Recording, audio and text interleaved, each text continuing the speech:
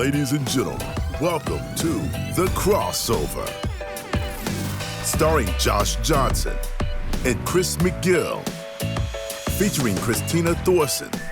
And of course, you, the Instagram live chat. Now, sit back and enjoy this week's edition of The Crossover. Powered by Card Ladder. Well, let me welcome everybody to The Crossover. Today is March 1st of 2024, and this is the part where we're supposed to do any announcements we may have and mail days. I have an announcement. Let's go. I launched this a couple weeks ago, but I forgot about it. Do you even know what it is? What is this going to be? I have no idea what this is going to be. I'm not even sure that I showed you. Let's see. Okay. I launched tags. Do you know about this? Okay. Yeah, I know about the idea of it. Yeah. Okay, so if you click on a card in your PC and you edit, and you open up this little guy under advanced, there's now a section where you can input tags for a card. Okay. So I could do, for this one but I'll do it again. Gold refractor as a tag. Hit enter. Then if you hit comma, you can add as many as you want. You can just like comma, just keep typing as many as you want. Save it. Then if you go back to your collection and you go filter, that little tag thing will show up here. And you can say, show me all the ones that I tagged with this. Boom. Apply. And it'll just show me the card. And you notice that we added the ability to multi-delete. I don't know if we showed that on this show, but I plan on adding more things to bulk, right? You could like check a bunch and then you'll be able to add multiple tags or add tags to multiple at once, etc. So making it a little bit more powerful. Nice. What's like the main use case for the tags? I think people want to like organize it a little bit differently in terms of like not just the way that they search the cards, but how they categorize them, because maybe they want it to like a search to show up in multiple categories or tags or something. And then you can do that with CSV upload too. Like if you want to like tag while you do the CSV upload, you could just like have a column that says tags and just put a bunch of them in there as well. Nice. Awesome. Yeah. All right. See, like Preston in the chat says he'll use it for marking what cards he has for sale. Okay. Yeah, so you can't search that, right? That's not something that's searchable, so he puts it for marking them for sale. Or you could do it for like these ones are like like investment cards or PC cards, or maybe you want to do that's interesting. I hadn't thought of it that way. Nice. Yeah. And as far as like bulk delete goes, I think that'll be a great feature for when I sell all my cards to buy Bitcoin. When? Just delete. I thought you already did. I can just delete all of them all at once. Because once something has gone up 150% in the last year, that means it's just getting started. If you ever do that, we have a better feature for you. It's let me show you all real quick. Go to your account and you scroll to the bottom. If you go to your account page, there's this little guy right there. So you just press this guy right here, Chris, and you'll be set. Nice, yeah. Great. That's a great feature. I didn't know we had that one. That one actually, that button is the nuclear option. It makes you confirm twice. Nice. Because it deletes all your data, deletes all your everything. Very nice. And can you just add like once you hit that button and you confirm it twice, you're done. Like there's no Christina, Josh, please get me my data back. Like no, you chose for it to be done. The nuclear option, yes. I should put a little like nuclear explosion emoji next to it. Nice. All right, those are some great new features, and always something been cooking. I don't know what else to say. All right. Everyone's all excited about crypto today. Is that a preview? No. Just no, just it is the topic of the week, though, I think. Yeah, it's back to 60K. Yes. Okay. All right. Let's go to the first question here. We have some. Well, we obviously have the big hobby topic of the week, which we'll get to in a second. But something happened. First, no warm up pitches this time. Let's just do this topic from Publius, which got a lot of engagement and people talking to me when I posted to my story, which is this from Publius 13: curators versus collectors, the true battle for the heart and soul of the hobby. Your reaction? Keep me out of this one. Well, first of all, okay, we need to know, what is a curator? And isn't that a person who sets up like a museum display? Yeah, yes. That was one of the replies I got from somebody, was like, a curator is somebody who identifies pieces of art, moves them in and out of a museum, helps repair them and stuff. And but they don't own them. They don't own them. That's right. I don't think so. I don't think they own them. Yeah. No, they do not. Yeah. Collector is someone that owns it. I picture the collector. Can I give you my distinction of what I think? Yes. Like what Please. I think of? I think of the collector as doing it for themselves. Like they're doing it for their own happiness, and they don't really care about showing it off. Whereas the curator is doing it for some sort of like showpiece. Like you're doing it to show other people what you've done. Yeah, I think that's a good. That definitely lines up with like my pre-existing notion of what that word means. Yeah. So I asked Publius to sort of explain. I just asked him, what are the differences between collectors and curators? And here's what he said. He said, curators are focused on building something that exceeds the sum of its parts, more concerned with how the parts come together holistically. Collectors are just trying to mass accumulate the most parts and the nicest parts. So curators want to end up with a house, and collectors might end up with 4 garages and no roof. And he says there are many great collectors out there, but few elite curators. I feel like you could massage the two definitions to make one seem better than the other. Well, yeah, I mean, look, he brings in a metaphor to make the point about the garages and the roof and everything, but we don't really need the metaphor, to make the point. What I've come to understand a curator as is a person who, like here's the way to make the point in the opposite direction. A curator has a bunch of cards that don't make sense unless they're all part of a bigger group of cards. Mm-hmm. Whereas a collector has one card that is impressive on its own. It doesn't need to be connected to other cards to be impressive. Well, the way that he's defining it is like a curator is basically a collector, but better. Yeah, that's why it's the battle for the heart and soul of the hobby. But you can make the argument one way. You can make the argument the other way for which one is better or worse. And if you give I think it's a fair shake, right, Josh? Like if you give a fair shake to the curator is somebody whose entire collection needs to make sense.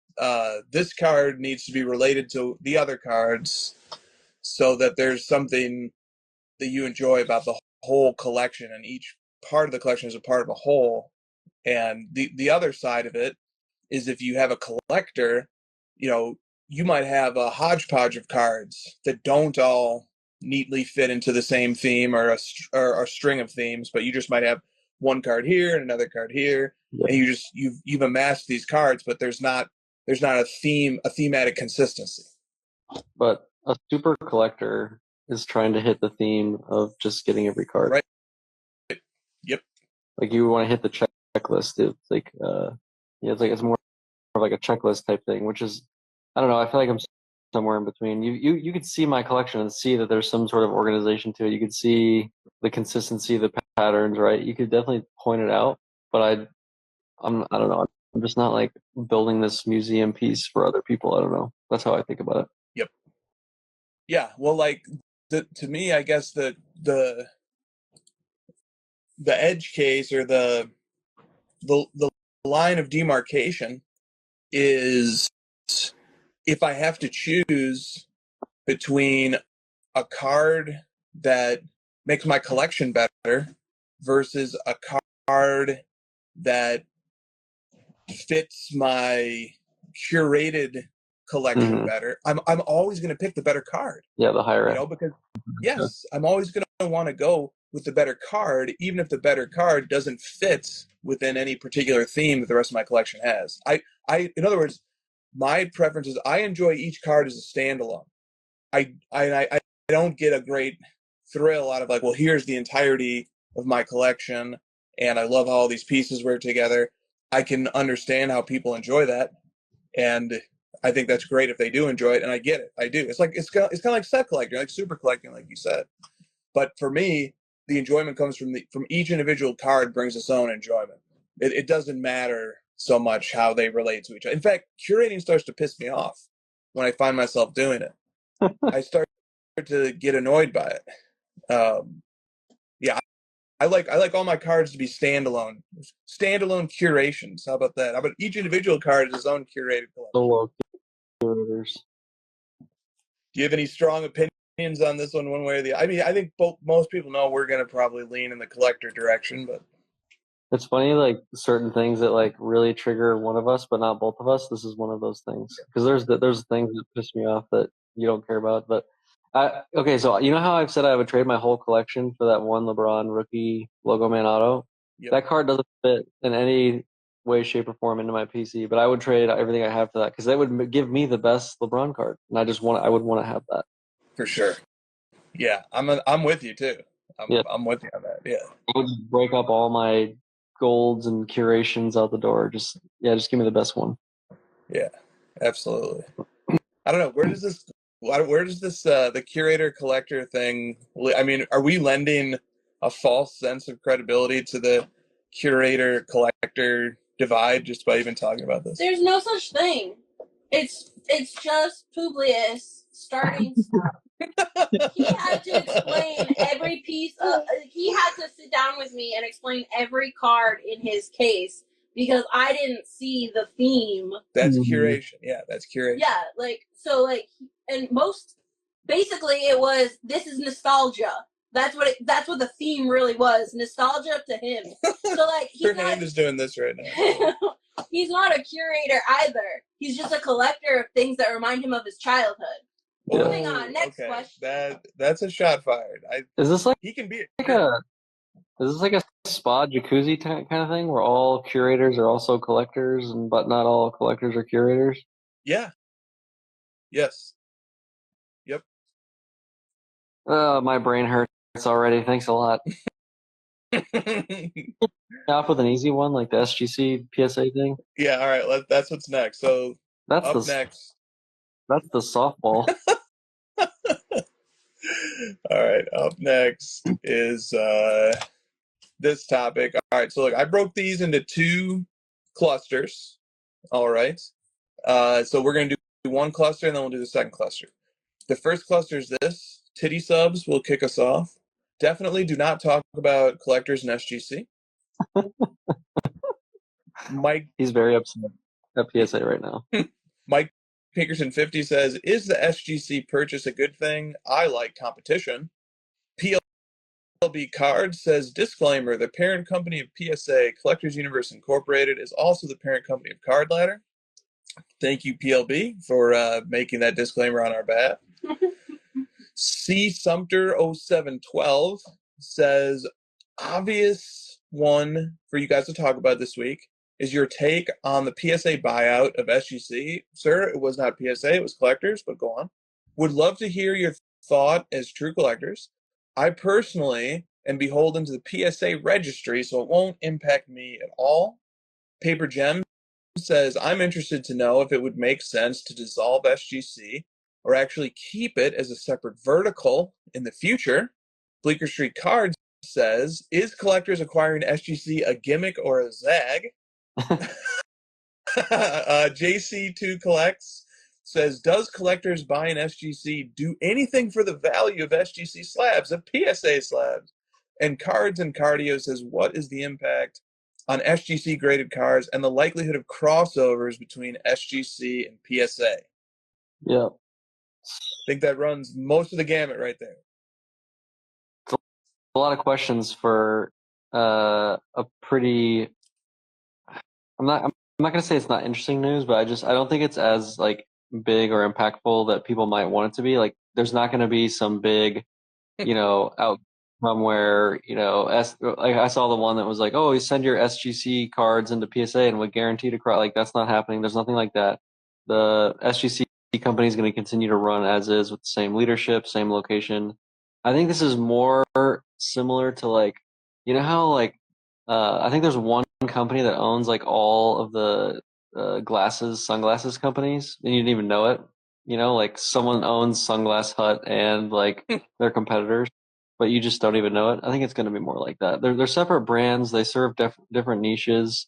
SGC kind of serves more vintage, and they also have this new niche where it's like a little bit cheaper to grade. Knowing that you're not necessarily going to get as much value out of it as PSA slabs. PSA serves their niche of Pokemon, and they've got kind of the more just overarching everything going for them. Like people just grade with PSA a lot, so I think they want to keep those two brands. If they try to mix them or create this confusion, I think you just end up losing some of the.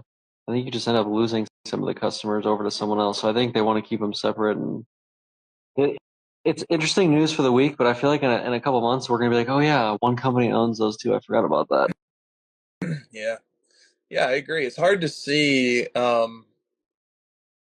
anything material coming from this anytime soon. I guess if I were, which I'm not, but just hypothetically speaking, if I were a person who was worried about the longevity of SGC from a financial backing point of view, maybe now I have less concern about that. As collectors joins, or as collectors brings in SGC, and has the ability to support it independent of what SGC's of how SGC is able to support itself. But I don't think anybody was really worried about that. Like SGC was doing just fine. So I don't think this really like changes the perception of SGC's stability or anything. I think it was already quite stable. It was already perceived to be quite stable. Everything we've been told from the press release is that it will be operated independently and by the same team. So wouldn't expect too much operationally to change. And I guess, the thing that kind of is interesting to me is where Fanatics fits into this, which is sort of part of the next cluster of questions. But yeah, I don't know. I guess there's a little bit, maybe,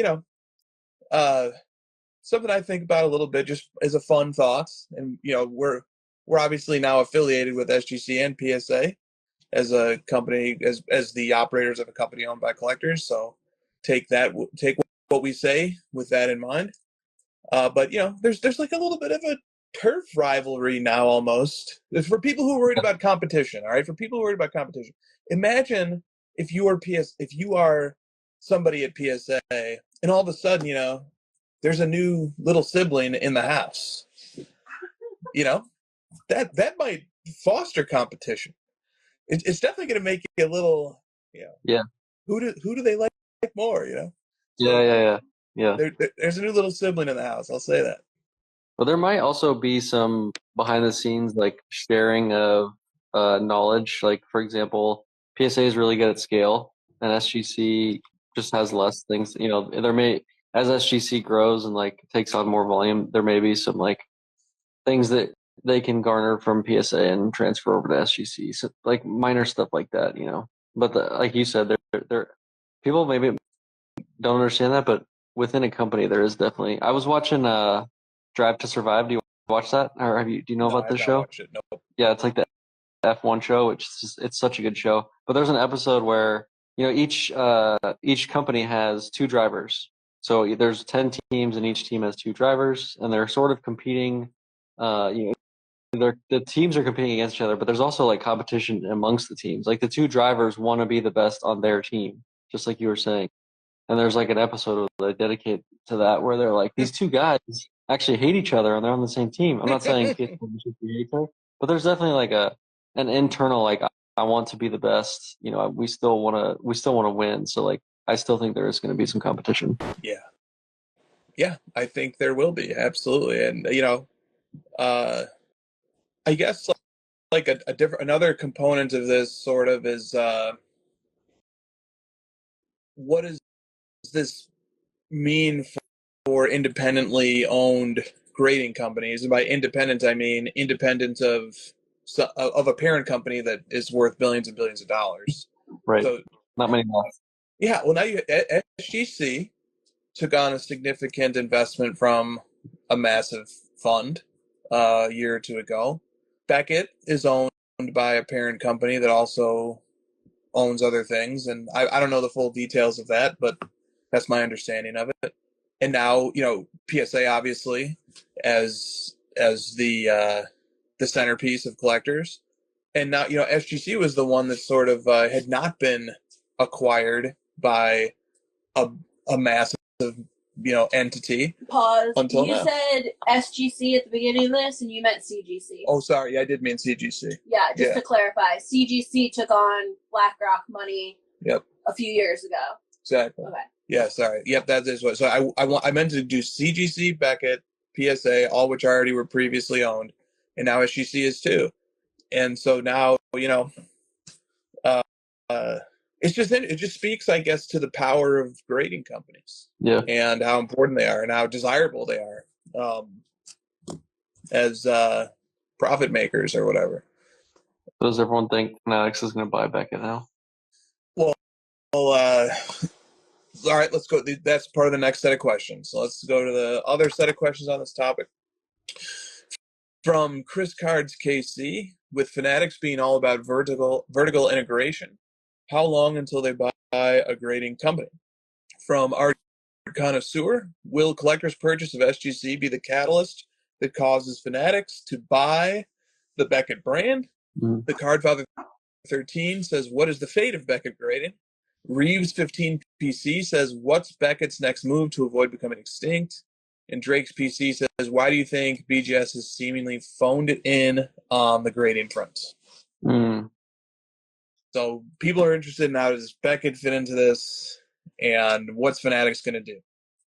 Yeah, Beckett could use some juice. They could use some life. But I mean, they still just have so many massive cards out in the public, that are in Beckett slabs that I don't know that you can ever truly just like make them disappear. But they could definitely use some juice. I'm not sure exactly what. I don't want to speculate, but it is seemingly this like land grab thing going on between collectors and Fanatics, and maybe Fanatics just sort of like sees that and they're like, okay, well, I guess now we should.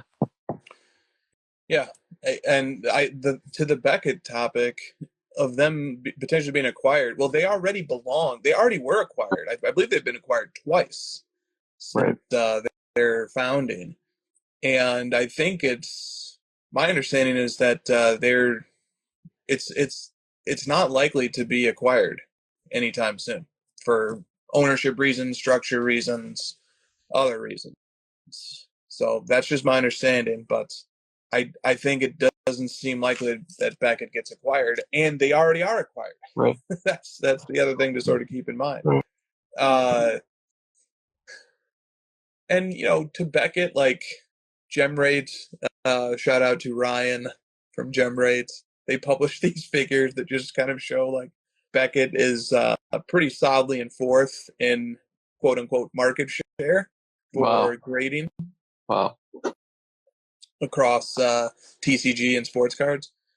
But the question is, does Beckett want to be bigger?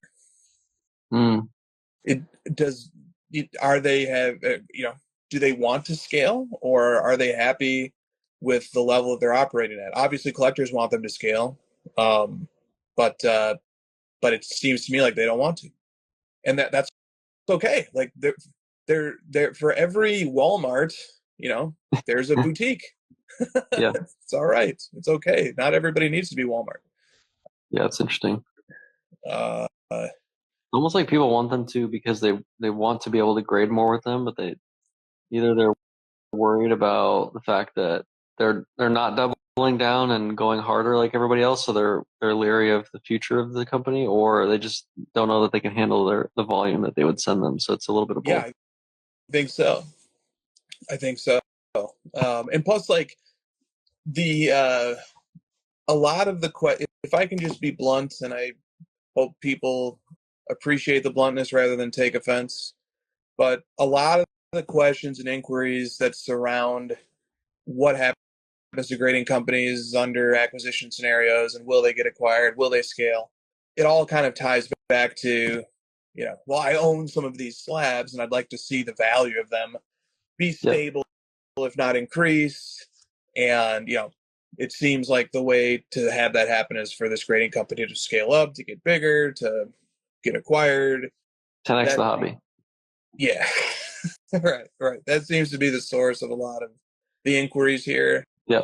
So that's expected, though. I mean, the whole 10x the hobby thing is like, I have a lot of cards. I'm going to need you to 10x the hobby so my cards are worth more. Right. Exactly. Exactly. And then there's the fanatics part of this, which is, are they ever going to be a player in the grading side of things? Yeah. And, the one thing, like, as I conceive of the brand of collectors acquiring a major grading company, I like it. It makes there's a symmetry to it, to the collector's brand being focused on it, owning grading companies. It's not there's a neatness to it that just doesn't confuse me. Yeah. And I like it. It makes sense. Does it make sense for one entity to have everything? To have marketplace, to have grading, to have manufacturing, to have online shopping, to make the supplies that the cards get put in, to own the hobby shops. The symmetry starts to go away, the harmony of it starts to go away. And I also think it's starting to get late in the game now that SGC's off the table to get involved in grading. Yeah. I worry more about the like if you own a grading company and a marketplace and a this and a that, if you're fanatics, then it's like, do we really trust your grading if you're producing the packs and immediately putting them in the vault and I never actually touch it and then you grade it and I get a 10 and then you sell it? Like I'm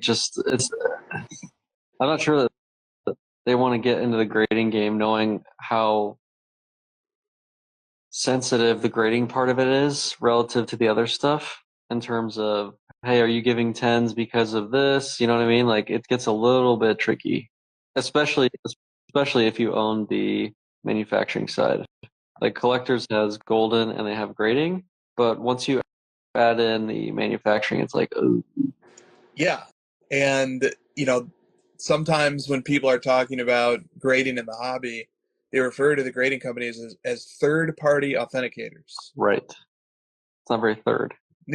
Right. Yeah, exactly. There's something to that. There's a reason why sometimes that part of the company gets emphasized, that it's a third party.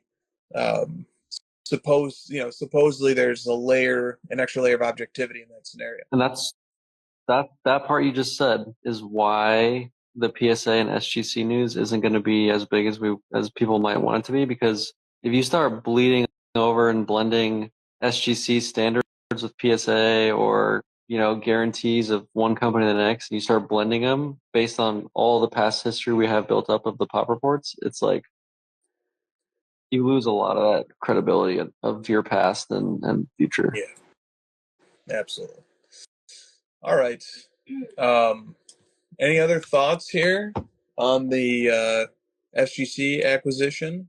No. We're back to our once a week big hobby drama news now that the market's back ripping or whatever. I guess so. I guess we are. All right. moving on here. This next one comes from Jeff Rose, Jordans, and more. Saw something not too long ago saying that your collection should have a question that a card brought into it needs to answer. I'm interested in what each of your questions are or would be for your own collections. See, this sounds like curator propaganda. I was gonna say you're trying to. This is Publius with a burner account trying to trap us. I see what's happening. But we can sidestep this. I would sidestep it. Yeah, go ahead. Go ahead. Do you have a sidestep? Go for it. My sidestep is just the question that each card must answer before entering my collection is, are you the best possible card that I could acquire this time? Oh, mine's a little bit meaner, but go, please. My question is, are you coming in to replace me there, new guy? Are you, am I getting sold off so that you can come in? You know, that's like, I had a few messages to this effect as well about curation. Let me see if I can find one real quick just so I don't misquote it. So I'm not a curator or a collector, Chris. I'm a consolidator. Nice. The other C. Team consolidator. All right. So this was a comment that came in to me. The process of curating is very close to just buying cards to flip. While the ultimate goal is different, the process can be remarkably similar. A curator will reinvest the money in a better card. The flipper wants to take money away. Curating involves moving all the cards one considers to be expendable, but it also involves acquiring cards to flip into the bigger cards. The end goal is the thing that sets them apart. So there was some at least one person was rubbed the wrong way by the idea of a curator being, I don't know. I've never thought deeply about what a curator was until today. Was that Christina that posted that? No, it was not. All right. So no question. No cards don't have to answer a question before they come into your PC? Yeah, just are you about to take my job? All right, good. Like this guy doesn't have much room in his heart for a lot of cards. We've seen him, so if you're coming in, that means I'm probably coming out. Okay. Hoops Hobby says, what would surge pricing look like for card manufacturers? Okay, so first of all, can you give some background? Are you aware of why surge pricing is a topic right now? Sounds like some stock bro stuff. It does, but and Christina guessed the happening. No, it does not have to do with the happening either. Although I did watch a great video about the happening that you sent me, Josh. I'm pretty sure you already showed it on Crossover. Oh, did I? Okay. All right. Yeah, this deals with Wendy's. So there was, I don't know how legitimate this is. I just saw tweets about it. It could have all been a giant troll, as many things are. You don't really know what you can believe anymore. But the idea made its way through social media that Wendy's would start adjusting the price of its menu items in response to how much demand there was for those items at a given time. And this is something that like rideshare, companies do. Uber does this. This like certain tolls in certain cities, I think, have policies like this. Yeah. Where if there's a ton of peak hours, there's a ton of traffic, you have to pay more, and if there's less traffic, you get it cheaper. So Wendy's, power companies, is that what you said? Did you say that? Power companies, I did not say that, but that's a good one too. Okay. So that's what the concept of surge price is. Also, I hear Wendy's, if they ever were going to do it, they decided not to after the blowback. No. All right. What if there was no demand for the things I like and they're like 50 cents? I'll be like, let's go. Okay. Yeah, exactly. All right. So that's the concept. Here's the question. What would surge pricing look like for card manufacturers?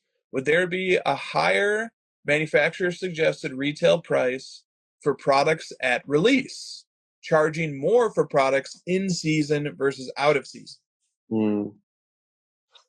This sounds like a macro econ question of like a bunch of different factors and move. But don't we live in a surge pricing environment with singles? I think we do. That's kind of the point. Is like, yeah, go like ahead. we used to with boxes, with sealed boxes. I feel like we used to live in a surge pricing environment where, like, as new products came out, your box started to get cheaper because people wanted to get it off the shelves, like to make room for the new product. But now, like, boxes that I paid $55 for in 2016 are now like $350. Or actually, I think one just sold for like $470, which is like 10x. Like, what are we doing? Like, it's a 2015 product. Anthony Towns is your like best rookie out of there, besides Jokic. But Jokic isn't in a lot of those products. So, like, what are we doing? So I think that it used to be more surge prices, but now people are just greedy and they just put boxes away or just leave them on the shelf and then just like say like, oh, I don't have room for the new stuff, but I have it. Anyway, that's my rant. I didn't have Christina rant in response to surge pricing question on my bingo card. Of all the questions. Of all the questions to draw her ire, surge price. Yeah. It's because I let her cook. She did cook. She cooked. Once we start bringing up these like fringe tech stuff topics, that's when you get Christina going. It's like, right. This is a techno topic. Oh, wait till we get to the crypto question. Yeah. Yes. Okay. So, 1/3 of the hosts seem hostile tonight. Not just tonight. Not just tonight. Good, but you have to cut her a break because she has to speak loudly to come across the room. All right. So who said that? Don't worry about it. Who said that? I would never tell. I'll never Josh, tell. who said it? You were harsh on him earlier in the show. I figured it was either Publius or Muhammad. Or Muhammad catches a stray for no reason. I was gonna say, last week we kept talking about catching strays. Now we're back. All right. It was Chrissy Buckets. He said Chrissy Buckets. No, it wasn't. Oh, Publius probably said to say it was Chrissy Buckets. Wow, she's on her game tonight. She is on her game tonight. All right, so surge pricing. Yeah, I mean, the auction setting really does sort of adjust for demand. That's why auctions are such a fascinating part of this hobby. And I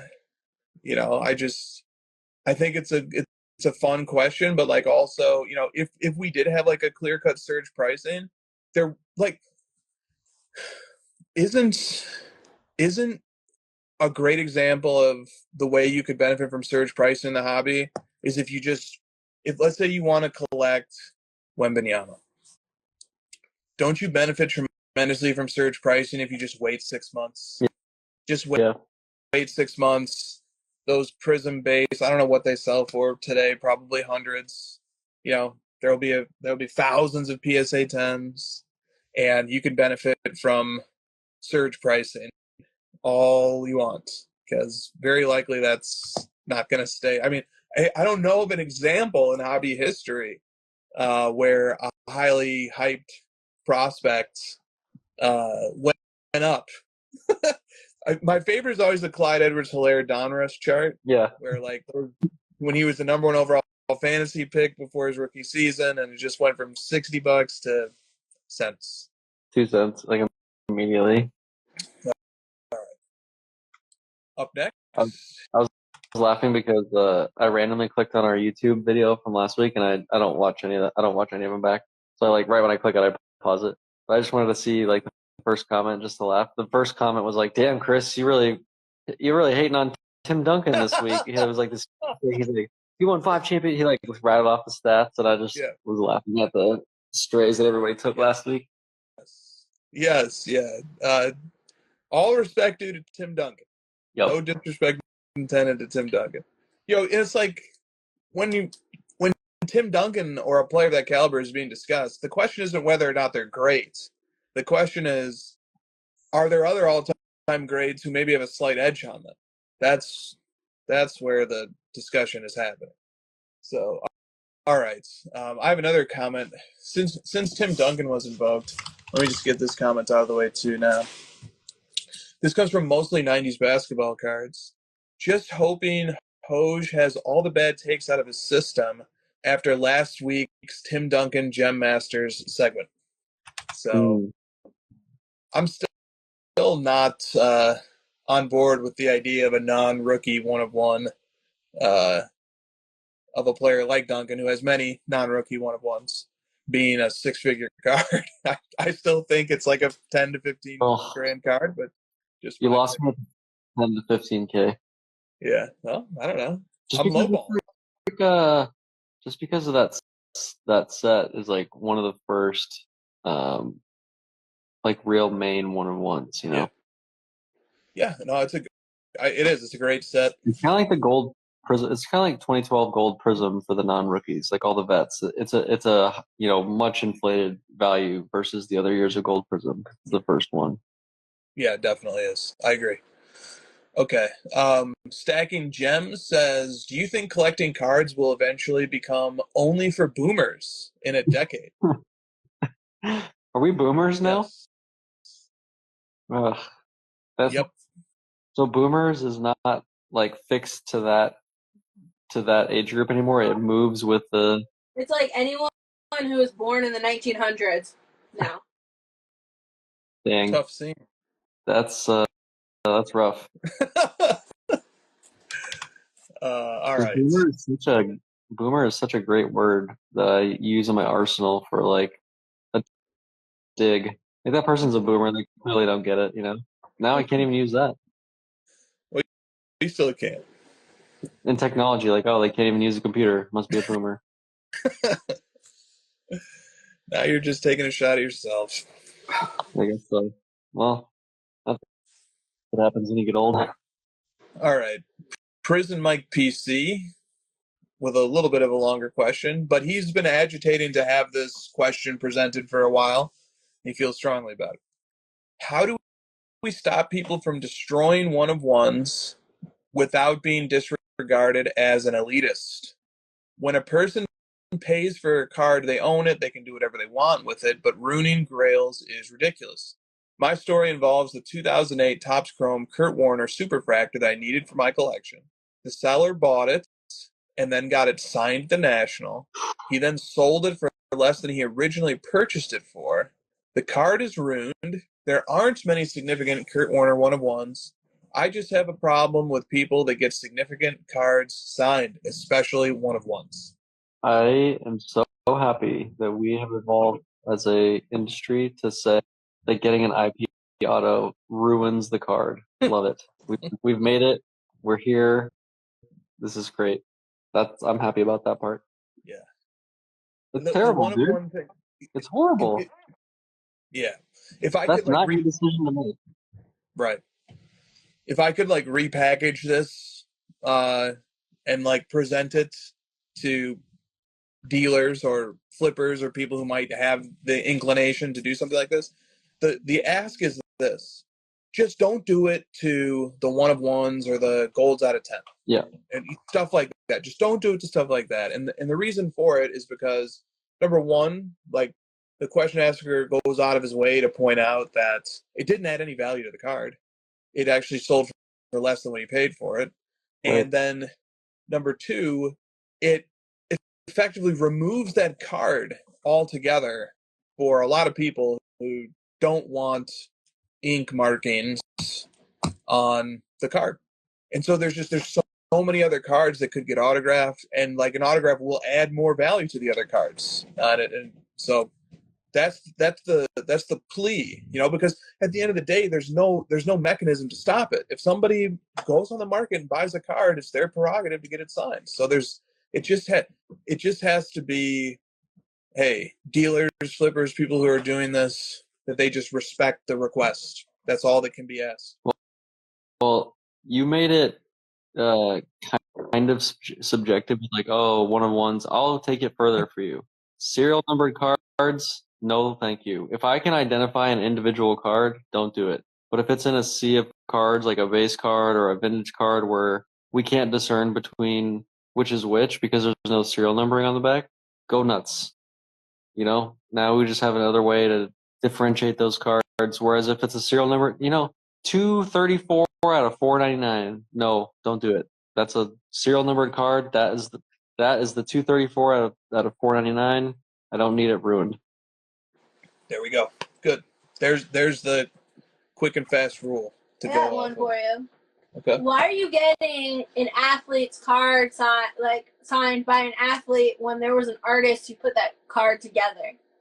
Let's get the artists to sign those cards. Let's not do that either, actually. Not That's the Pokemon. athlete. Pokemon. And then Pokemon. if you don't want the artist to sign it because they're nobody who sits behind a desk, even though they're not nobodies, then you shouldn't want an athlete to sign it because they have nothing to do with that positioning of the card itself. Just don't get it signed. All right. 3 countries have been heard from. Let's move on here. From Vinny Slabarino. Always enjoy the show. Always enjoy the show. Each of you have seemed to cull your collection at one time or another. Cull. What does cull mean? I think it means like pull back. Pull back, reduce, trim. Consolidate. From a large, consolidate. Refine. From a large quantity. Cull is used, the way I know the word cull is cull the herd. Curate. Curate, yeah. Don't say okay. All right. You should But it also means like obtain from a variety of sources. Well, all right. Maybe we just completely missed that then. Anyway, each of you have seemed to cull your collection at one time or another, as have I. So do you think there is such a thing as a coffin card, or is it just a matter of time, and perhaps a long time, before that card gets sent to auction? Personally, the romantic side of my brain loves the idea of a coffin card, but the logical side of my brain thinks that there is no such thing. Yeah, that's a good point. Like it's so much time that like when I'm 85, something might come up and I don't care anymore and I sell it. And just also the ludicrous image of a guy in his coffin, and you're at the wake and there's just like slabs in the coffin with the guy. Maybe the coffin is made of slabs. Maybe the coffin is made of slabs. You know how sorry, go ahead. Finish. I was just gonna say, aren't you just inviting grave robbers by telling people that you're gonna go to your deathbed with your grail? That's a good point. You know how there's like financial advice where they'll be like, oh, sell your major assets, at the very final years of your life and spend it on, you don't want to like die with money in your account unless you have like, estates and family stuff. But you want to die with $0. Wouldn't that be similar here? But like, you don't want these like expensive, nice items being buried in you'd rather like someone else get them, like pass it on, where sell it to someone else who might enjoy it and continue it on versus like you're literally destroying the print by burying it with you. Point. That is a good point. And something else sort of tangential that I thought about when you were saying that was, isn't it the theory of like, hey, go out with the bang. If you've got money and you've got things you want to do with it, isn't that the time to really go out there and buy your grails? Oh. You're like, screw my kids. I'm emptying out my 401k and I'm buying my grail. I'm going to die with it. They can worry about selling those grails later. Yeah, but I think, you finished it nicely. I was going to say, like, if you're going to do that, at least leave them with the card. If you were going to leave them with the money, leave them with the card. Yeah, and then they get to learn a trade. Then they get to sit there and watch the auction end and figure out what their inheritance is live. And then get double taxed for the inheritance and the sales tax. And they get what the hell's buyer's premium and why do I care about this? Yeah. The only thing about the coffin card thing is sadly that term has been abused to the point where I just feel like it's a sales tactic that people use to get me to sell the card. Yeah, and the idea of a coffin card is it has its literal meaning, but then it has its function. What is it what is it? What function is it serving? Yeah. What is it actually doing when you tell somebody it's a coffin card? What you're saying is, I'm a long-term collector. I don't want to be bothered about selling this card. I really, really like this card, and I'm just a collector who's going to be here for a long time. That's the function. That's what is actually being said. The problem is, I sent you two back-to-back story posts that were 5 minutes apart, and someone said, "I just got this in my PC. It's my favorite card in my PC. I love it so much." Next post, just kidding. I already sold it. Was that Chrissy Buckets? It's just like, man, you're really making it where every time I hear that phrase now, I think I just don't trust you. Right. Yep. Potentially available. DM with serious interest only. Yeah.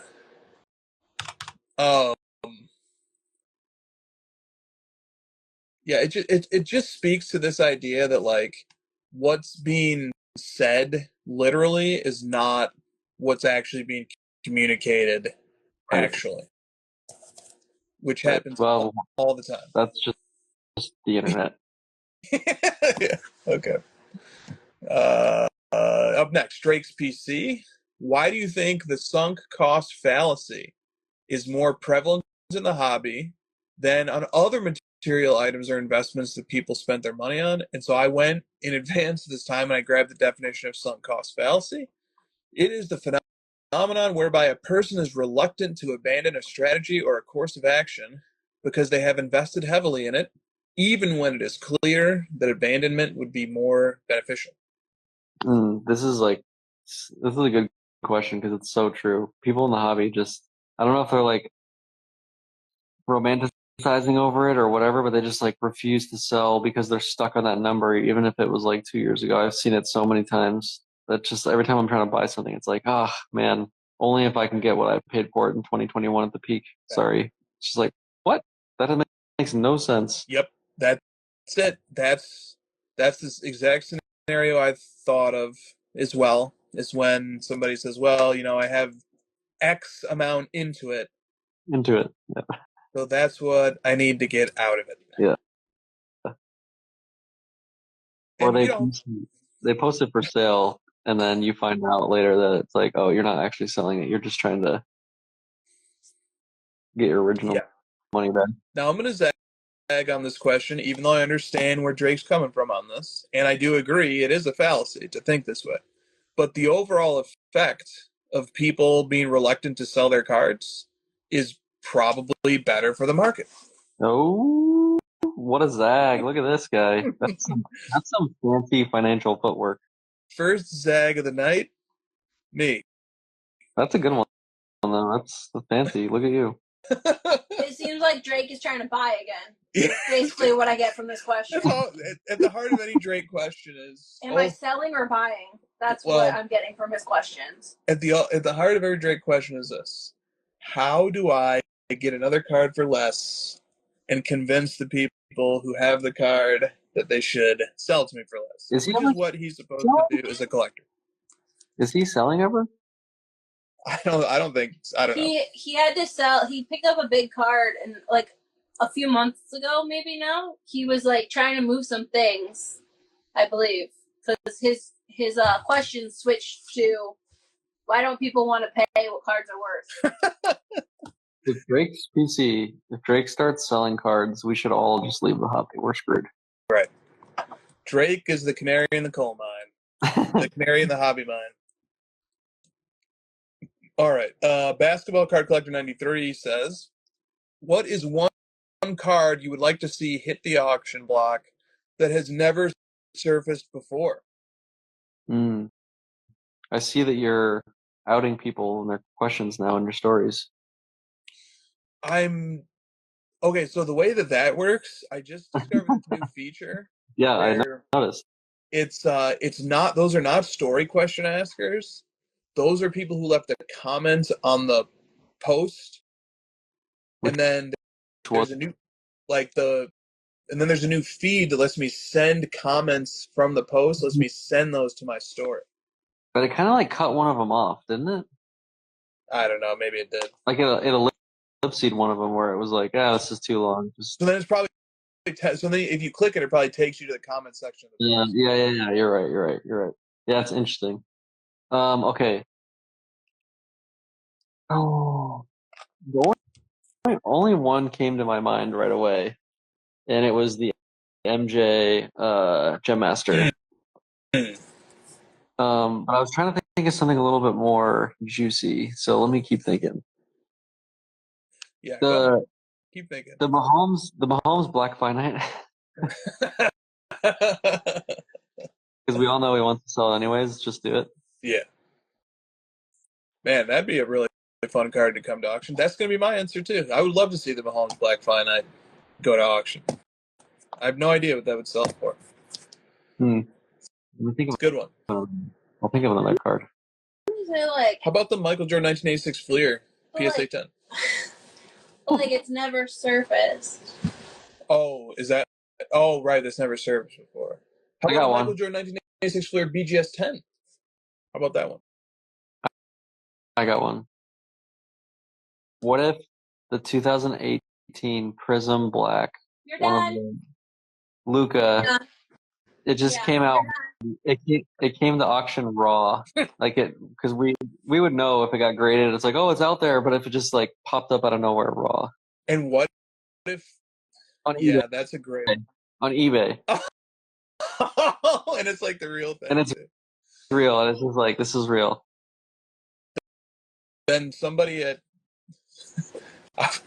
do you trust the out that I just want to go pick up that card direct. Yeah, I'd be messaging that seller. I'd be saying like, where are you? I will fly to wherever you are. Would break the record for most DMs on eBay history, I guarantee it. Like, he would get like the person would get like 500 DMs just like immediately. Yeah. Yep. Or you know what would be, here's a variation on that. Same card, comes to auction, but it's in a slab, and like it's in like a PSA slab with like a cert that starts with a 4. So it was graded like 5 Nobody years knew. ago. We all just didn't know. We all just didn't know. But it's like it's been in the slab, and we've been buying and opening all these boxes, and it was just all pointless because someone would have seen that in the pop report. You would have scrolled down and been like, "Oh, look at this! Black Prism Pop 1, PSA 3. Wow." Good point. Yeah, it wouldn't have been able to evade us like that. That's the raw thing. It's like, oh shit! It's someone pulled it, but we didn't know because it's not in the pop reports.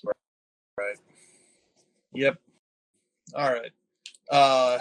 From PC with DPZ, Dennis, he says, if you were given $250,000 and you could only yeah, let's just pause and enjoy that for a second. And you could only buy one sports card. You could only buy one card. What card would you buy? Man, that would be a really crappy house, right? It's like a really bad these days. That's like a shack. Like one Bitcoin, bro. One card.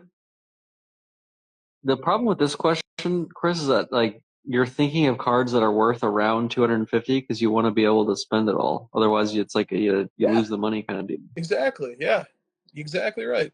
And I wonder if this question comes from the fact that like there's been a few 86 Fleer PSA 10 Jordan sales at that price now. There's been a few of them. Yeah, where it's like bumping up against the top of it. Yeah.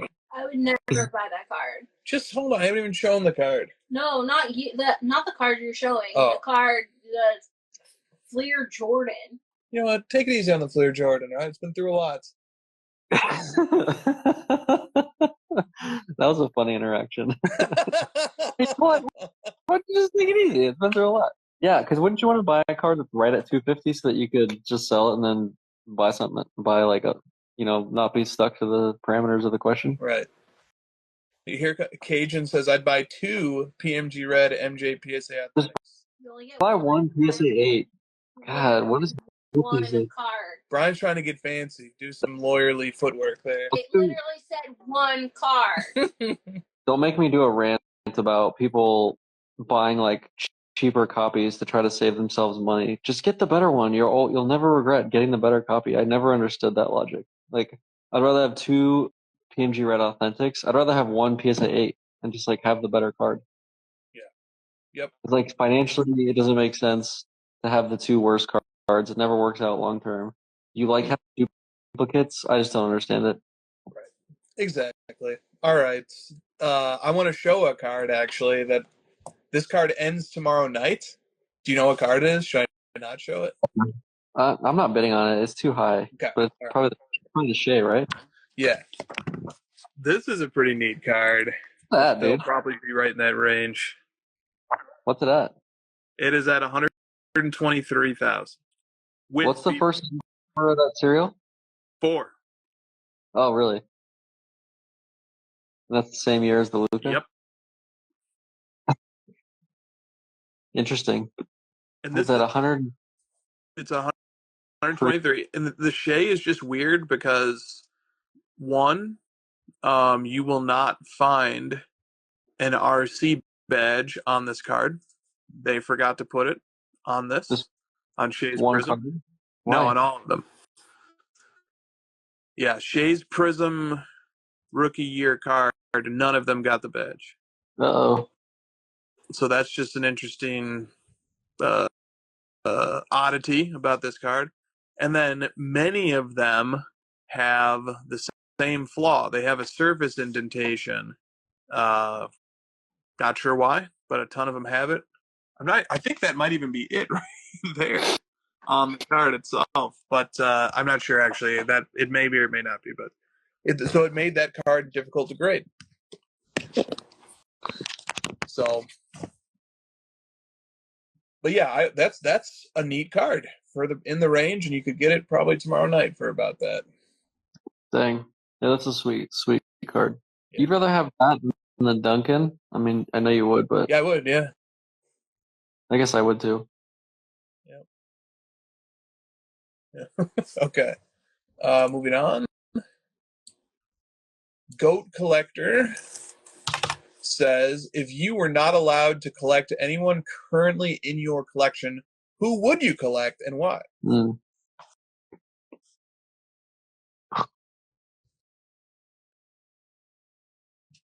Yeah, that's a hard one. It's like if we wanted to collect that player, we would. We'd just go out and do it.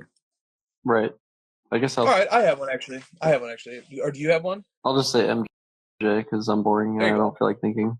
I'm thinking along the same lines. I would like, I don't know if it exists. I'm not familiar with this player's rookie checklist. I know a little bit about it, but not a ton. But I would like a really nice 1-of-1 parallel to a Tom Brady rookie card. Brady, give me a break. Yeah. I think that's what I would like to go with. Do you have an answer? No, because if I wanted to collect someone else, I'd be collecting them. Exactly. Stupid question. Yeah. I just wasn't excited for the answer because I'm like, I would have collected them. Exactly. All right. It sounds like a who should I invest in question. Yeah, kind of. Yeah. Who's the next hot prospect you guys are looking at? All right. Kevin M. Cormier says, is it possible for buyers to be paying strong when they pay below comps? Aren't the people who paid the comp the ones who actually paid strong? Yes. You mean like when people say paying strong 80-90%? Exactly. Yeah. Yep. I think that's exactly what he has. I think what we should say is paying stronger than paying less weak. Right. Yeah, strong. If somebody comes up to me and says they're paying strong, and then they offer me less than the last few comps, I will be very confused. Yes. Now, if somebody comes to me and says, hey, I'm paying strong, and they offer 150% of the last sale, okay, I believe you. Then you will be eating dinner that night. Yeah. Okay. From Dreamcast Cards. A fellow collector had 8 1-of-1s go missing on FedEx's watch on their way back from PSA this week. An absolute hobby tragedy, as the collector is very well respected. The cards are mainly modern Prism and Select soccer 1-of-1s of Harry Kane. I'm trying to find a way to turn this into a question, so I'm wondering if you have any hopeful stories of cards that have gone missing and then were ultimately returned to their rightful homes. those of us who have become friends with the collectors are really feeling for him this week. Insurance will recoup some of his investment, but none of that matters when one-of-ones are involved. Thank you. Yeah. I mean, I don't want to get anyone's hopes up, but usually they end up showing up in the system eventually. Like I've had a couple where they were gone for a while, and then USPS magically found it in their back room, randomly. So I wouldn't give up hope just yet. That usually happens, but if it doesn't, that sucks. This is another reminder to make sure you figure out your insurance setup. Yep. Definitely just wanted to give this question some airtime because it does suck. Something for people to keep an eye out for, I suppose. If They're one-on-ones. What's that? They're one-on-ones. Like we should be able to find them. Yeah. Yep. I guess if you know more about this and you haven't already, I've seen this story kind of go around, but the question asker is Dreamcast_cards. So there's a point of contact on this topic, or you can just contact me and I'll try to get any information you have to the right people. But it's a small percentage chance of happening, but it is something to be wary of, something to think about. It's like a small part of the impetus for why Christina, you and I will take trips to go pick up cards from time to time. Oh, for sure. It's not the whole reason, but it's a big part of the reason now. Like not wanting to trust shipping. Michael Jordan Vault 23 says, "I just received a card from USPS from July of 2020." Yeah. It does happen. It does happen. It does happen.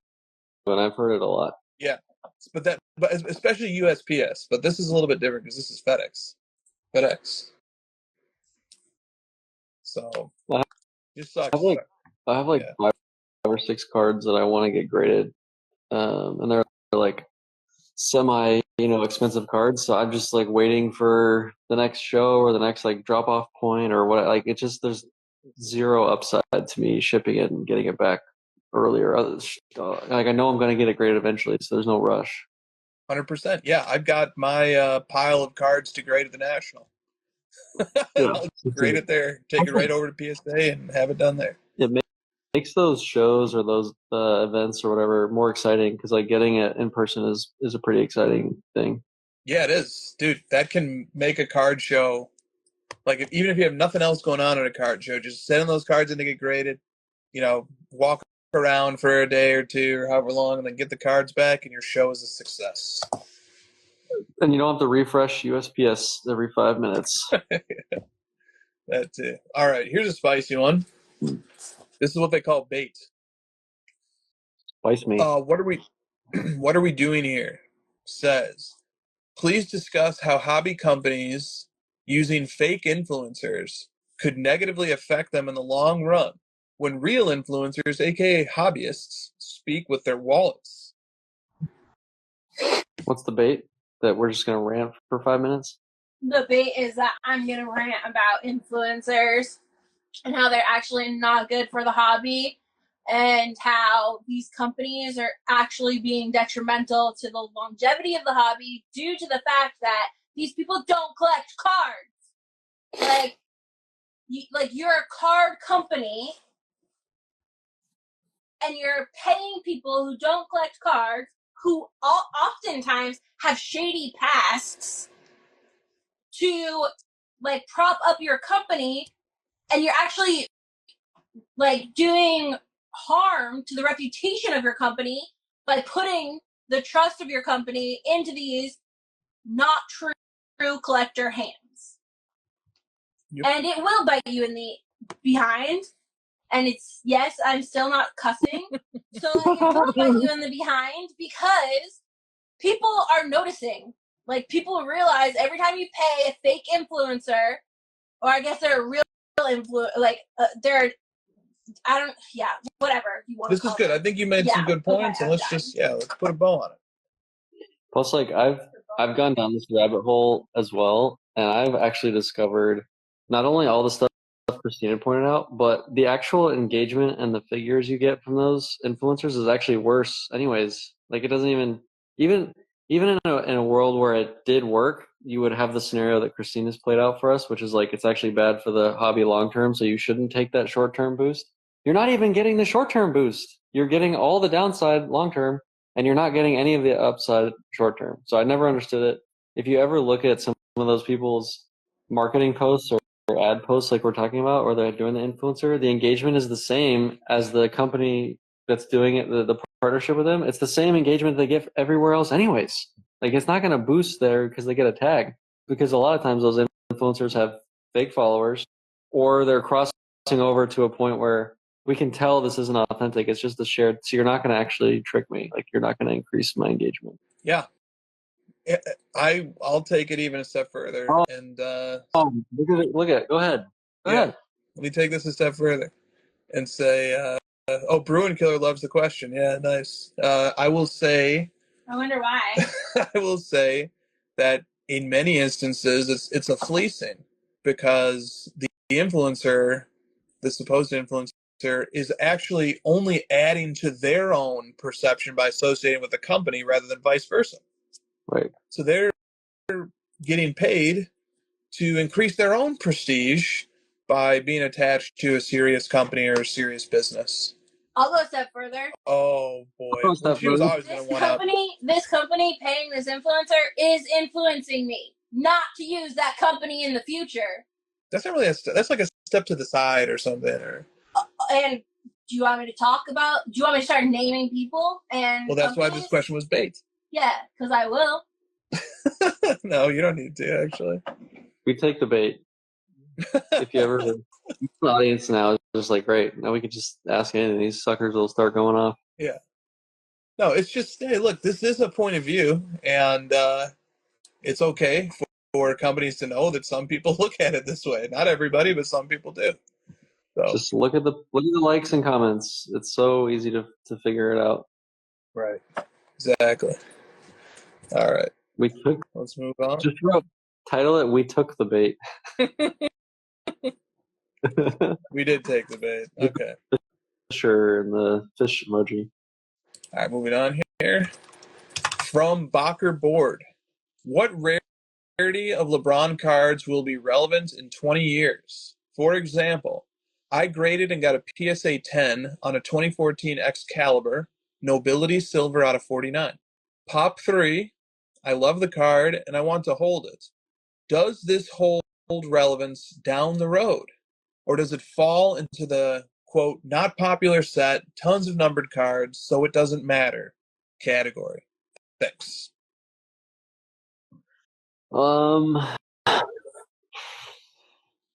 think it all has some sort of relevance. It's just relative to each other. Like, it's all on this like giant spectrum of what it's going to be long term. And I don't think anything will be zero, but not everything's going to go up super high. So I would just say, like, if you can improve on the card, take the opportunity. Just keep improving it. If you need to like sell it and move up, or you want to keep it and move up, I'm always just thinking in terms of like, how do I move up the ladder to make it even more significant long term. Nice. Yeah, I think that's a great approach. The thing that I think about on a topic like this is like the constant struggle that I sort of have collecting a lot of Panini era stuff is it worth paying the full premium for a brand like Prism or NT, which those cards are already very expensive, with the hope that their status as the lead brand endures throughout time or even increases? Or is it better to,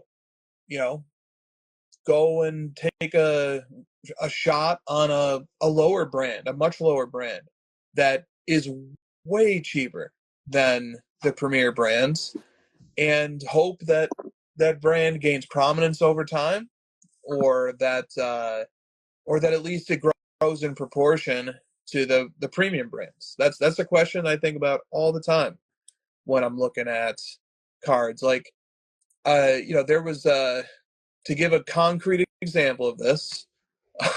Now I have Brock freaking Purdy in my eBay searches, and he had a card show up on my 1-of-1 search when I added it last week. It was his Clearly Donruss 1-of-1 parallel to his true rookie card from Clearly Donruss, and there's two 1-of-1 parallels to it. And the card was listed for like 2,500 OBO, and somebody bought it for like $1,900, I think. And that's the question. Is like, I've done the research on Purdy's checklist. I know that he has 19 cards that I consider to be true rookie cards. This was one of only 2 parallels to one of his 19 true rookie cards. That's a 1 of 1. And I just hesitated, and I just didn't go after it because I was like, it's clearly Donruss, like, I want to, that card isn't speaking to me. But ever since I saw it sell, I've thought about that card every day since, and I just regretted not getting it. Once you buy that card, then you got to buy every 101 that pops up. That's the problem too, right? That's the problem too. Yeah. That's the curation part of it. Yeah. You've gotten yourself into that before, where it's like, all right, now I'm just like buying every 101, no matter what product, and I don't even care what it is. I just have to buy all of them. Yeah, and I backed out of that. Yeah. Yeah. Yeah. I don't love that. But like, there is this risk. There's a real risk that like over time things equalize, and like Prism isn't 10 times Optic, and Prism isn't 10 times Select anymore. Like, there's a real risk of that happening too. Yeah. I'm noticing a little bit of a theme tonight of like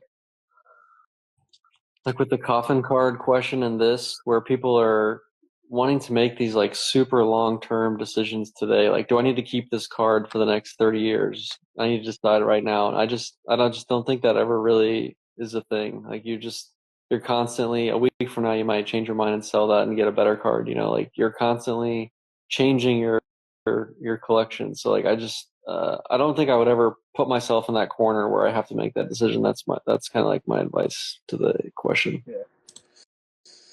All right. 1956 Tops guy says, what is the number of times you have reposted the same card on Instagram? Is reposting okay? It is, with like a good time gap in between, like a year or 2. Exactly.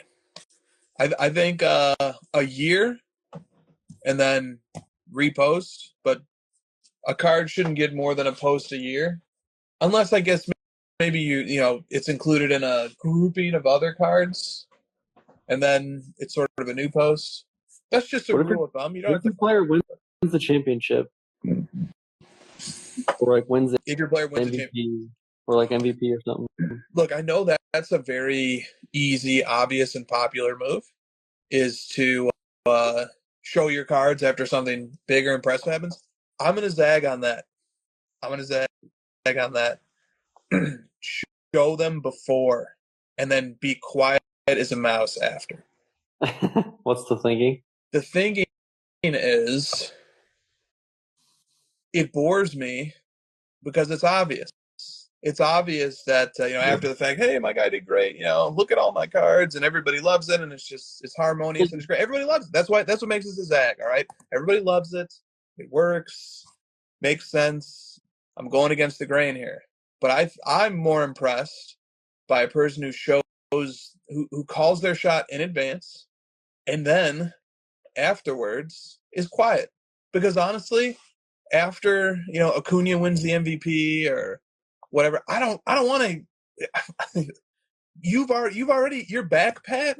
The back patting is the thing happening. It like now everybody has to come along and like reassure you with more back patting. Just do it in advance. That's just my take. I understand that's it's not the way things work. I get it. Yeah, some of the Mahomes stuff annoyed me just because like I felt like that game was pretty 50-50. Like, if the Niners don't like muff that punt, who knows what happens? Probably doesn't even go to overtime. And the way that it comes off is like, I told you this was inevitable. Like, I'm smart. This is how it's supposed to be. I'm the genius. Here's all the stuff I did. I knew it was going to happen. It's like, did you though? Because it was pretty 50-50, and you would have been not posting anything if it didn't go your way. Yeah, dude, I'm so glad. That's a great example. And you know what? It calcified the idea for me, which goes back to something we talked about months ago. It's this idea of like, just take when you're online, take the humble route. It's the easiest win ever.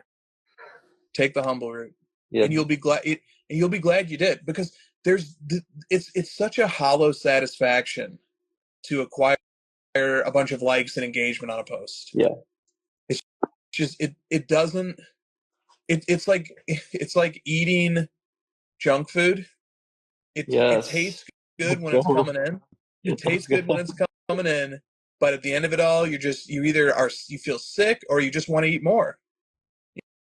You just want to keep eating more, and it's just. That's a fantastic analogy. Good. It's if I can find the satisfaction in the event happening without needing a chorus of back patting, I think that's better.